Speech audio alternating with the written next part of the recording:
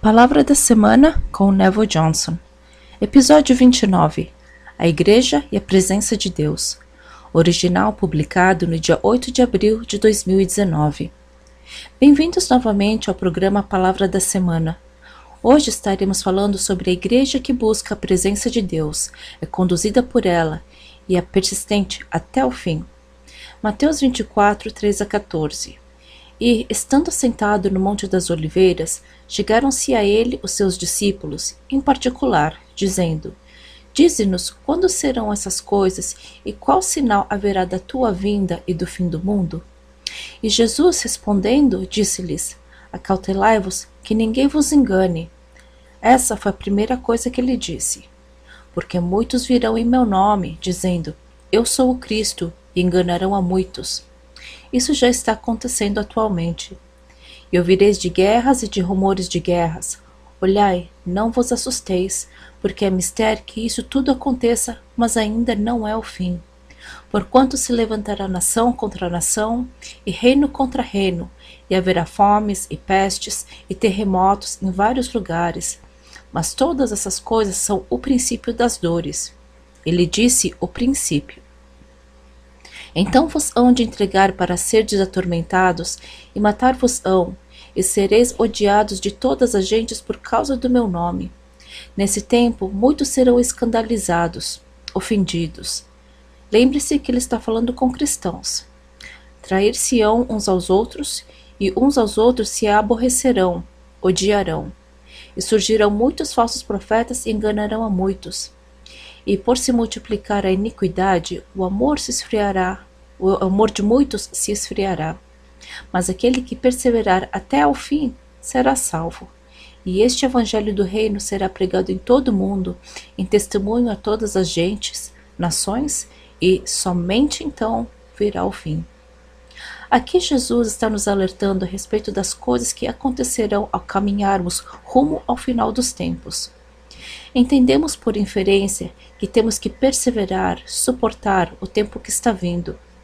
Não atravessaremos isso com facilidade. É um período que teremos que perseverar. No grego, essa palavra significa permanecer, ficar atrás, habitar, suportar, aguentar. Há certas qualidades necessárias a fim de alcançarmos o fim. Estamos em uma corrida, mas a questão não é quem chega em primeiro lugar. É uma corrida de perseverança, onde temos que aguentar até o final. O que precisamos para perseverar? Jesus, em Mateus 16, 15 e 19, disse-lhes ele: E vós, quem dizeis que eu sou? E Simão Pedro, respondendo, disse: Tu és o Cristo, o Filho do Deus vivo. E Jesus, respondendo, disse-lhe: Bem-aventurado, abençoado és tu, Simão Barjonas, porque não foi carne e sangue quem te revelou, mas meu Pai que está nos céus. Isto é, o que ele disse aqui foi muito importante, veio do céu.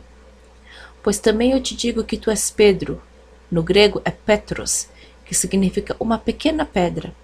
E sobre esta pedra, no grego é Petra, que quer dizer uma pedra enorme.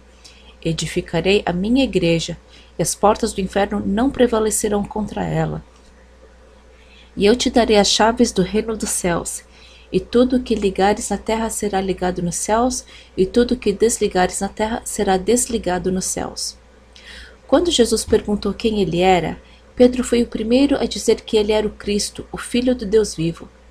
O Senhor respondeu dizendo que ele, Pedro, Petros, era uma pedra pequena, mas que sobre essa pedra, ou seja, o que Pedro tinha acabado de falar, Petra, rocha gigantesca, sobre essa realidade, ele edificaria sua igreja.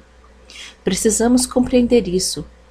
Ele falou que o que Pedro disse era uma rocha gigantesca, que veio do céu, e que edificaria no meio de sua igreja sobre essa realidade viva, essa realidade manifesta de que Jesus é o Filho do Deus vivo. Jesus declarou algo profundo. Entender isso é vital para compreender o caráter da igreja do final dos tempos. Jesus havia dito à igreja de Éfeso que tinha tido paciência e que não tinha desmaiado, mas que tinha algo contra ela, que era a perda do seu primeiro amor e perda de sua presença, e por isso estava removendo o candelabro, a presença do Senhor. É um tanto temeroso. Quando Jesus não é o centro, o foco de nossas vidas e na igreja, sua presença é removida. Chegamos à última carta, à igreja de Laodiceia, onde ele diz que está do lado de fora da igreja, batendo a porta. A igreja de Éfeso começou a perder seu primeiro amor, perdeu sua presença e aos poucos caiu em apostasia.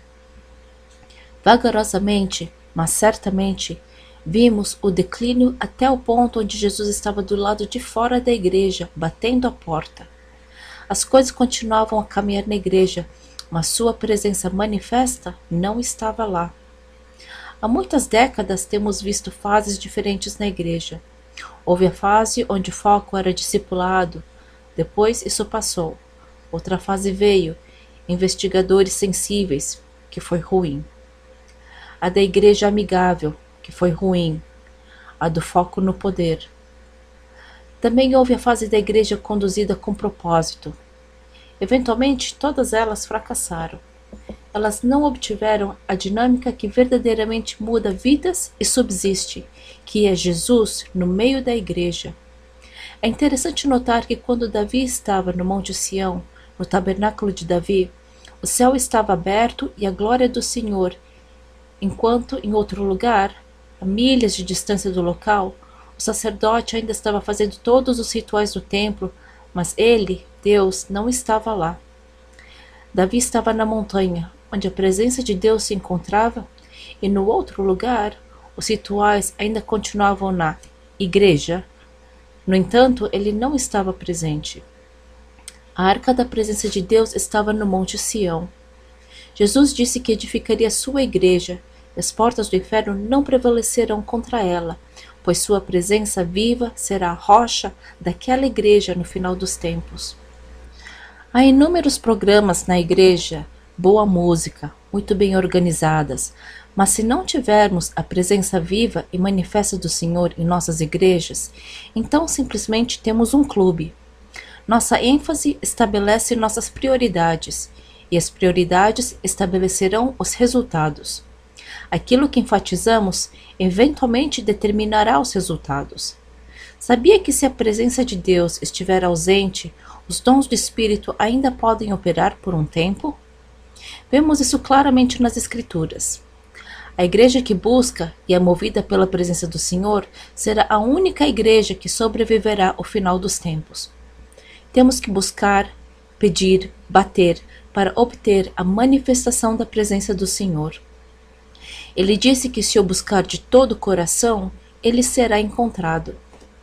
Notei que as pessoas que são salvas na atmosfera da presença manifesta do Senhor começam a jornada sobre um fundamento muito forte. Você deve buscar sua presença. É muito, muito importante. Temos que ter sua presença dinâmica na igreja. O que temos atualmente? Para onde iremos hoje? A igreja e povo que buscam sua presença e são conduzidos por ela são muito importantes. Precisamos entender que ao entrarmos na era do reino, uma nova fase, necessitaremos da manifestação da presença de Deus nas igrejas para que a seara comece a vir. Se sua presença não for manifesta, nada ocorrerá. Santidade é o resultado da manifestação de Deus como um fogo refinador, etc. Você não pode conduzir pessoas à santidade. Santidade aparece e começa a aparecer na igreja quando o Senhor manifesta sua presença na igreja. Assim acontece porque sua presença manifesta revela as trevas e limpa seu povo. Sua presença manifesta pode vir como fogo, profunda cura, quietude, guerreiro. Quando sua presença se manifesta como um guerreiro, os demônios nas pessoas começam a manifestar. Sem sua presença manifesta, literalmente, temos somente um clube. Devemos buscar sua presença e pedir graça. É muito importante. Temos que buscar, pedir, bater, habitar em sua presença. Que tipo de igreja temos? Que tipo que somos? Sem a manifestação de sua presença, onde o sentimos, não sobreviveremos ao final dos tempos, nem mesmo individualmente. Salmo 91. Aquele que habita no esconderijo do Altíssimo. Esse é o lugar onde você deve habitar, pois ali estará coberto e seguro. No início dos anos 70, vi um terremoto de 9,1 que aconteceria no Japão. Vi tremendas repercussões no mundo, pois o mercado financeiro em Tóquio havia desabado. Indaguei ao Senhor por que havia me mostrado isso, qual o significado. Disse-me: quando isso acontecer, você deve estar vivendo em Salmo 91. Do contrário, não sobreviverá os dias vindouros. Habitar no esconderijo, lugar secreto do Altíssimo, é onde sua presença é manifesta. Temos que compreender e entrar nisso. Romanos 8:2. Porque a lei do Espírito de vida, em Cristo Jesus, me livrou da lei do pecado e da morte. Isso é uma lei, assim como da gravidade. Se fizermos tal coisa, então tais serão os resultados. Pensei sobre essa escritura por um tempo e indaguei sobre seu significado real. Obtive pouco entendimento. A lei do Espírito de vida. Como isso funciona? Primeiro, entendemos que Jesus é o Espírito de vida. Ele traz vida para tudo o que entra em contato com ele. Lembra-se da mulher que tocou as bordas de sua veste e foi curada? Quando Jesus está em nosso meio de modo tangível, a lei do Espírito de vida entra em operação. Mas isso só acontece quando Jesus está em nosso meio de modo palpável, onde sentimos sua presença. É muito importante entender isso.